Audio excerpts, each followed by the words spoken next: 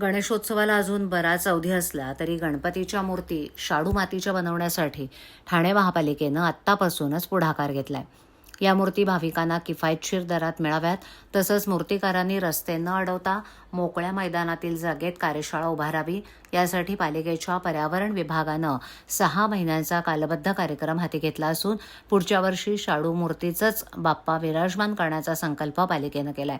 Plaster of पॅरिसऐवजी पर्यावरणाभिमुख शाडू मातीचा गणेश मूर्ती बनवाव्यात, यासाठी दरवर्षी जनजागृती करूनही मूर्तिकार याकडे दुर्लक्ष करतात. उच्च न्यायालयानं याबाबत पालिकेचे कान टोचले होते, तरी ठाणे महापालिका क्षेत्रात 2024च्या गणेशोत्सवात सुमारे 30% मूर्ती या शाडूच्या होत्या. हे प्रमाण ठाण्यात पुढच्या वर्षी शाडू मूर्तीचेच बाप्पा होतील. पुढील वर्षी 2025मध्ये वाढवण्यासाठी पर्यावरण विभागानं 6 महिन्यांचा कालबद्ध कार्यक्रम हाती घेण्याचे निर्देश आयुक्तांनी दिलेत.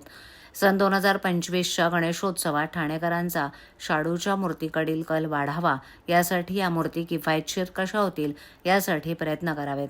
रस्त्यावरती लागणाऱ्या मूर्ती विक्री केंद्रांऐवजी केंद्रित पद्धतीनं ठिकठिकाणच्या मोकळ्या जागांमध्ये मैदानात स्टॉलची व्यवस्था करावी, म्हणजे रस्ते वाहतूक आणि पादचाऱ्यांना अडथळा होणार नाही, याची दक्षता सहाय्यक आयुक्तांनी घ्यावी.